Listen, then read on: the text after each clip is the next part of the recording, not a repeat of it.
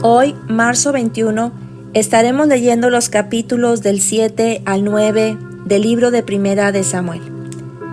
Vinieron los de Kiriat Jearim y llevaron el arca de Jehová y la pusieron en casa de Abinadab, situada en el collado, y santificaron a Eleazar su hijo para que guardase el arca de Jehová. Desde el día que llegó el arca a Kiriat Jearim pasaron muchos días, 20 años, y toda la casa de Israel lamentaba en pos de Jehová. Habló Samuel a toda la casa de Israel diciendo: Si de todo vuestro corazón os volvéis a Jehová, quitad los dioses ajenos y a Astarot de entre vosotros, y preparad vuestro corazón a Jehová, y solo a él servid, y os librará de la mano de los filisteos. Entonces los hijos de Israel quitaron a los Baales y a Astarot, y sirvieron solo a Jehová. Y Samuel dijo: Reunid a todo Israel en Mizpa, y yo oraré por vosotros a Jehová. Y se reunieron en Mizpa, y sacaron agua, y la derramaron delante de Jehová, y ayunaron aquel día, y dijeron allí: Contra Jehová hemos pecado. Y juzgó Samuel a los hijos de Israel en Mizpa. Cuando oyeron los filisteos que los hijos de Israel estaban reunidos en Mizpa, subieron los príncipes de los filisteos contra Israel. Y al oír esto los hijos de Israel tuvieron temor de los filisteos. Entonces dijeron los hijos de Israel a Samuel: No ceses de clamar por nosotros a Jehová nuestro Dios, para que nos guarde de la mano de los filisteos. Y Samuel tomó un cordero de leche y lo sacrificó entero en holocausto a Jehová. Y clamó Samuel a Jehová por Israel, y Jehová le oyó. Y aconteció que mientras Samuel sacrificaba el holocausto, los filisteos llegaron para pelear con los hijos de Israel. Mas Jehová tronó aquel día con gran estruendo sobre los filisteos y los atemorizó, y fueron vencidos delante de Israel.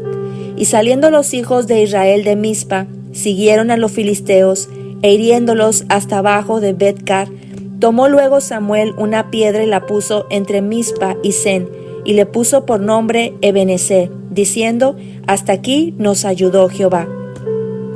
Así fueron sometidos los filisteos, y no volvieron más a entrar en el territorio de Israel, y la mano de Jehová estuvo contra los filisteos todos los días de Samuel. Y fueron restituidas a los hijos de Israel las ciudades que los filisteos habían tomado a los israelitas, desde Crón hasta Gad, e Israel libró su territorio de mano de los filisteos. Y hubo paz entre Israel y el amorreo. Y juzgó Samuel a Israel todo el tiempo que vivió. Y todos los años iba y daba vuelta a Betel, a Gilgal y a Mizpa, y juzgaba a Israel en todos estos lugares. Después volvía a Ramá, porque allí estaba su casa, y allí juzgaba a Israel, y edificó allí un altar a Jehová. Capítulo 8. Israel pide rey. Aconteció que habiendo Samuel envejecido, puso a sus hijos por jueces sobre Israel. Y el nombre de su hijo primogénito fue Joel, y el nombre del segundo Abías, y eran jueces en Berseba. Pero no anduvieron los hijos por los caminos de su padre. Antes se volvieron tras la avaricia, dejándose sobornar y pervirtiendo el derecho. Entonces todos los ancianos de Israel se juntaron y vinieron a Ramá para ver a Samuel. Y le dijeron: He aquí, tú has envejecido, y tus hijos no andan en tus caminos. Por tanto, constitúyenos ahora un rey que nos juzgue, como tienen todas las naciones. Pero no agradó a Samuel esta palabra que dijeron: Danos un rey que nos juzgue. Y Samuel oró a Jehová. Y dijo Jehová a Samuel: Oye la voz del pueblo en todo lo que te digan, porque no te han desechado a ti, sino a mí me han desechado, para que no reine sobre ellos. Conforme a todas las obras que han hecho desde el día que los saqué de Egipto hasta hoy, dejándome a mí y sirviendo a dioses ajenos, así hacen también contigo. Ahora pues, oye su voz, mas protesta solemnemente contra ellos y muéstrales cómo les tratará el rey que reinará sobre ellos. Y refirió Samuel todas las palabras de Jehová al pueblo que le había pedido rey. Dijo pues: Así hará el rey que reinará sobre vosotros. Tomará vuestros hijos y los pondrá en sus carros y en su gente de a caballo, para que corran delante de su carro. Y nombrará para sí jefes de miles y jefes de cincuentenas. Los pondrá asimismo a que aren sus campos y cieguen sus mieses, y que hagan sus armas de guerra y los pertrechos de sus carros. Tomará también a vuestras hijas para que sean perfumadoras, cocineras y amasadoras. Asimismo, tomará lo mejor de vuestras tierras, de vuestras viñas y de vuestros olivares, y los dará a sus siervos. Diezmará vuestro grano y vuestras viñas, para dar a sus oficiales y a sus siervos. Tomará vuestros siervos y vuestras siervas, vuestros mejores jóvenes y vuestros sanos, y con ellos hará sus obras. Diezmará también vuestros rebaños, y seréis sus siervos. Y clamaréis aquel día a causa de vuestro rey que os habréis elegido, mas Jehová no responderá en aquel día. Pero el pueblo no quiso oír la voz de Samuel y dijo: no, sino que habrá rey sobre nosotros. Y nosotros seremos también como todas las naciones, y nuestro rey nos gobernará, y saldrá de delante de nosotros y hará nuestras guerras. Y oyó Samuel todas las palabras del pueblo, y las refirió en oídos de Jehová. Y Jehová dijo a Samuel: oye su voz y pon rey sobre ellos. Entonces dijo Samuel a los varones de Israel: idos cada uno a vuestra ciudad. Capítulo 9. Saúl es elegido rey. Había un varón de Benjamín, hombre valeroso, el cual se llamaba Cis, hijo de Abiel, hijo de Seror, hijo de Becorat, hijo de Afía, hijo de Benjamita.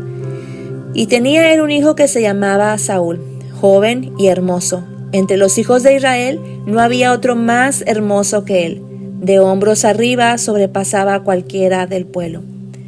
Y se había perdido las asnas del hijo de Cis, padre de Saúl, por lo que dijo Cis a Saúl su hijo: toma ahora contigo alguno de los criados, y levántate y ve a buscar las asnas.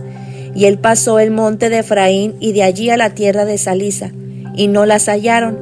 Pasaron luego por la tierra de Salim, y tampoco. Después pasaron por la tierra de Benjamín, y no las encontraron. Cuando vinieron a la tierra de Suf, Saúl dijo a su criado que tenía consigo: ven, volvámonos, porque quizá mi padre, abandonada la preocupación por las asnas, estará acongojado por nosotros. Él le respondió: he aquí ahora hay en esta ciudad un varón de Dios que es hombre insigne. Todo lo que él dice acontece sin falta. Vamos pues allá, quizá nos dará algún indicio acerca del objeto por el cual emprendimos nuestro camino. Respondió Saúl a su criado: vamos ahora, pero ¿qué llevaremos al varón? Porque el pan de nuestras alforjas se ha acabado, y no tenemos que ofrecerle al varón de Dios. ¿Qué tenemos? Entonces volvió el criado a responder a Saúl, diciendo: he aquí, se halla en mi mano la cuarta parte de un siclo de plata. Esto daré al varón de Dios para que nos declare nuestro camino. Antiguamente en Israel, cualquiera que iba a consultar a Dios decía así: venid y vamos al vidente, porque al que hoy se llama profeta, entonces se le llamaba vidente. Dijo entonces Saúl a su criado: dices bien, anda, vamos. Y fueron a la ciudad donde estaba el varón de Dios. Y cuando subían por la cuesta de la ciudad, hallaron unas doncellas que salían por agua, a las cuales dijeron: ¿está en este lugar el vidente? Ellas respondieron y dijeron: sí, helo allí delante de ti, date prisa, pues porque hoy ha venido a la ciudad en atención a que el pueblo tiene hoy un sacrificio en el lugar alto. Cuando entréis en la ciudad, le encontraréis luego, antes que suba al lugar alto a comer, pues el pueblo no comerá hasta que él haya llegado, por cuanto él es el que bendice el sacrificio. Después de esto, comen los invitados y los convidados. Subid pues ahora, porque ahora le hallaréis. Ellos entonces subieron a la ciudad, y cuando estuvieron en medio de ella, he aquí Samuel venía hacia ellos para subir al lugar alto.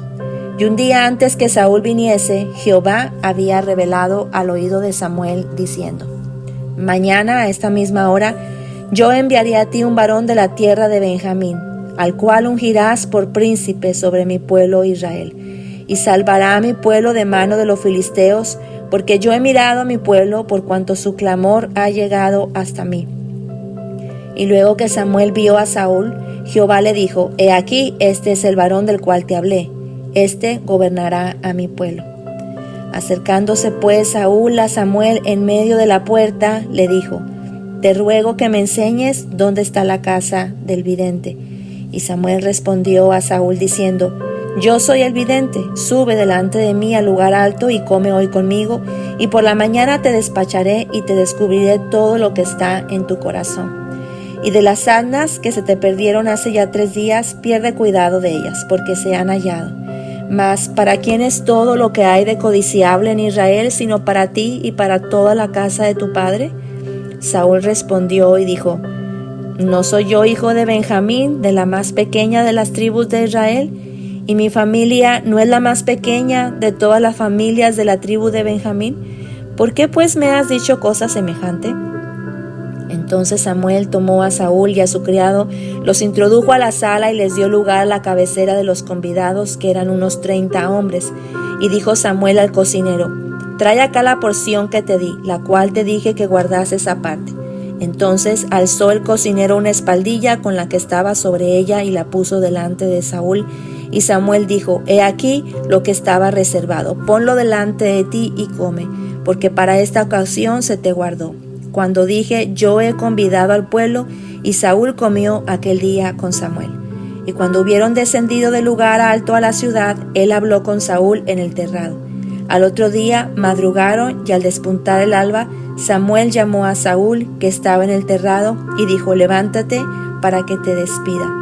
Luego se levantó Saúl, y salieron ambos, él y Samuel. Y descendiendo ellos al extremo de la ciudad, dijo Samuel a Saúl: Di al criado que se adelante, y se adelantó el criado. Mas espera tú un poco para que te declare la palabra de Dios. Hasta aquí terminamos el capítulo 9, que la historia continúa el día de mañana. En estos capítulos del 7 al 9 nos cuenta la historia cómo Samuel comienza a juzgar a Israel. Vemos que tenían ellos una batalla pendiente contra los filisteos, y vemos que Samuel reprende al pueblo de Dios diciéndole que es por causa de su pecado, de su lejanía con Dios, de levantar ídolos que a Dios no quería. Y el pueblo de Israel se arrepiente delante de Dios y pide al Señor que tenga de ellos también misericordia. Y el arrepentimiento consiste en que quitan a los Baales y al dios Astarot y sirvieron, nos dice el capítulo 7, versículo 4, que sirvieron solo a Jehová. Entonces Samuel ora, levanta oración a Dios por el pueblo de Israel, y Dios responde este clamor a Samuel.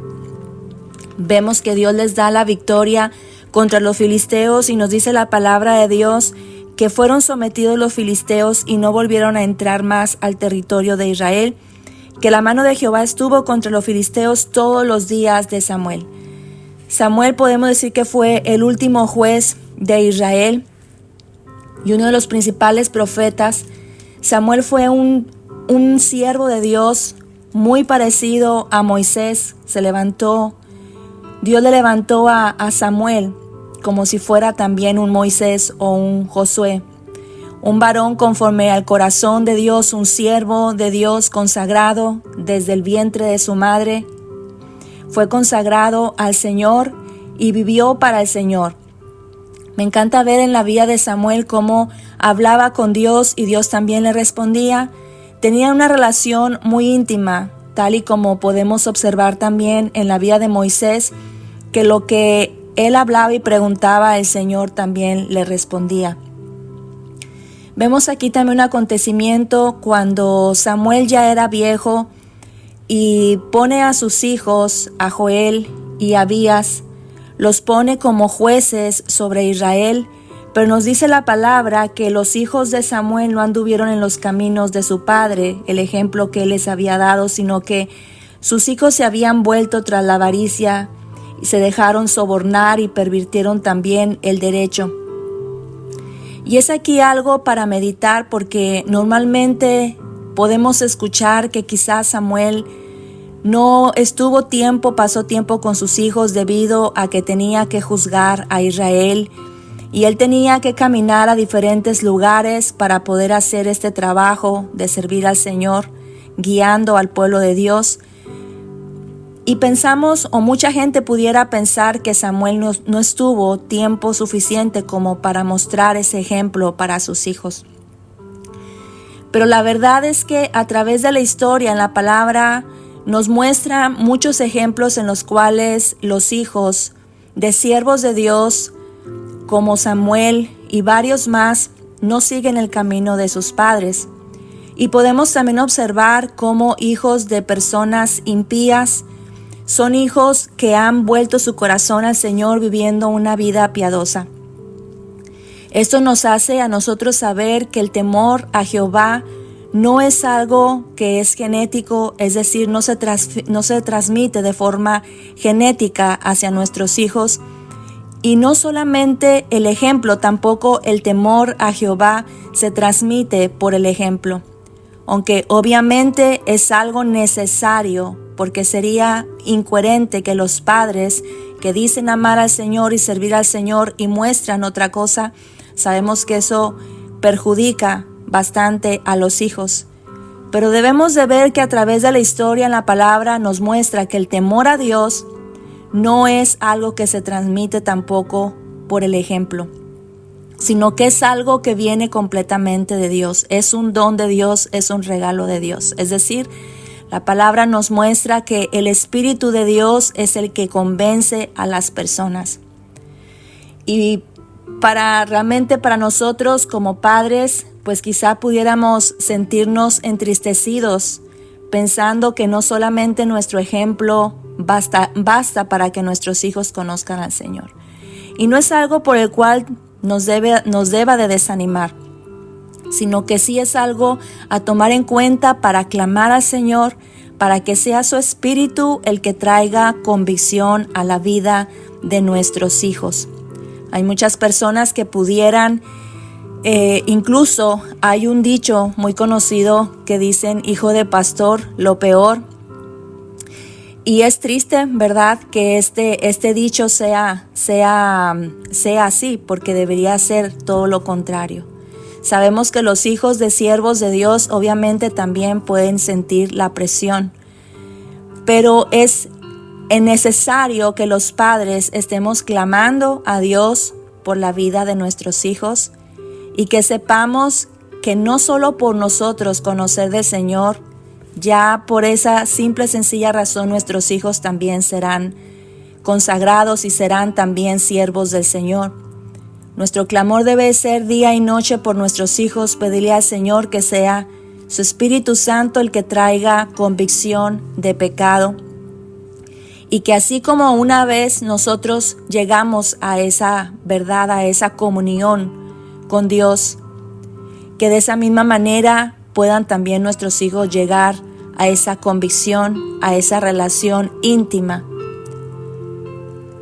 El Evangelio, la salvación, la fe, no es algo que se transmite, como vuelvo y repito, de manera por generaciones o genético, sino que es algo completamente individual. Y esto es lo que nos muestra las Escrituras. Yo me imagino que el dolor de Samuel obviamente en su corazón debió de haber sido grande, porque cuando el pueblo de Israel comienza a pedir un rey y él puso a sus hijos como jueces, sin embargo no dieron la talla para poder seguir con ese legado que Samuel les había dejado. Obviamente el corazón de todo padre que ve en sus hijos que los hijos no siguen lo que en el corazón del padre existe, la pasión por Dios, obviamente esto genera demasiado dolor y demasiada tristeza. Pero vemos aquí cómo Dios le responde a Samuel y le dice: Samuel, el pueblo no te ha desechado a ti, sino que me ha desechado a mí. Y Dios levanta a un nuevo rey, aunque ya estaba destinado a levantar una monarquía, pero vemos que el pueblo de Israel quiere parecerse a las otras ciudades, a los otros pueblos cuando pide un rey. Realmente Israel no necesitaba un rey porque Dios era el que guiaba a través de los jueces. Dios es el que les daba también esa victoria. Israel no lo necesitaba. Pero la comparación, el compararse con otros pueblos, les hizo pedir ese rey y olvidarse de todo lo que Dios había hecho por ellos. Así es de que Dios le dice a Samuel: no te preocupes, no te desecharon a ti, me han desechado a mí. Levántales un rey.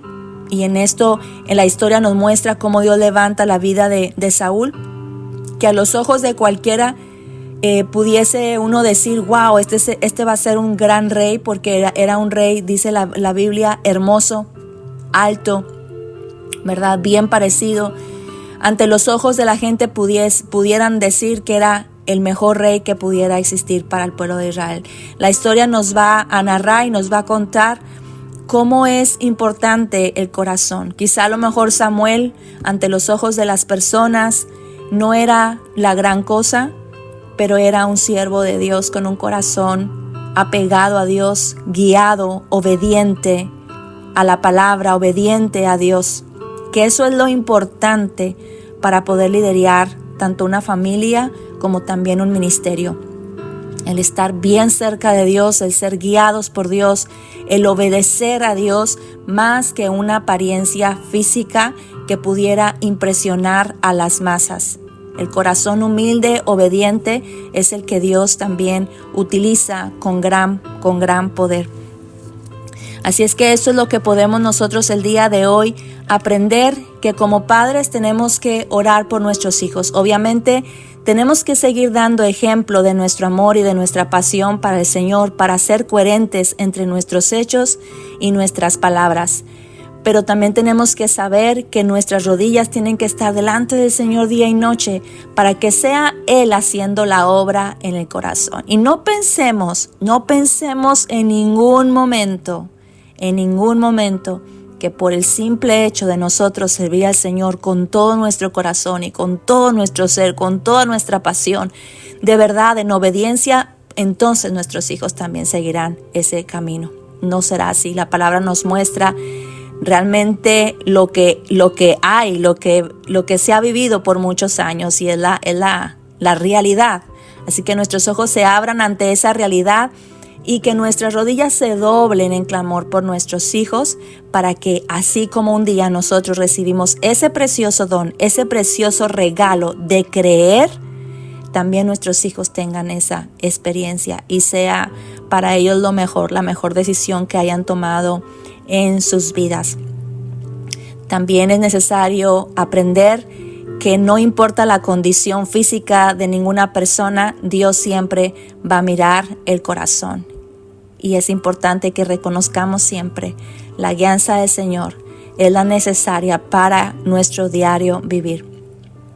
Que el Señor bendiga tu vida, a los tuyos grandemente, abundantemente, como solo Él lo puede y lo quiere hacer. Y que la palabra de Dios siga trayendo luz a tu camino y sabiduría y fortalezca también tu fe. Esto fue Aliento para tu Espíritu.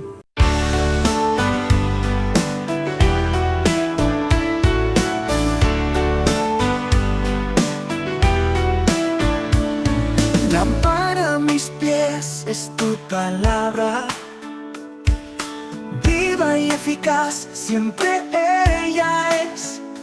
Fortalece mi alma y cura heridas, ella es la medicina que renueva mi ser.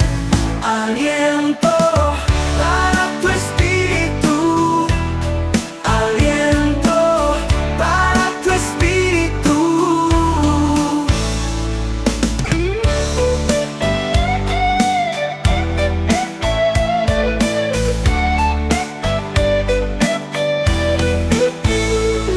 Aliento para tu espíritu, aliento para tu espíritu.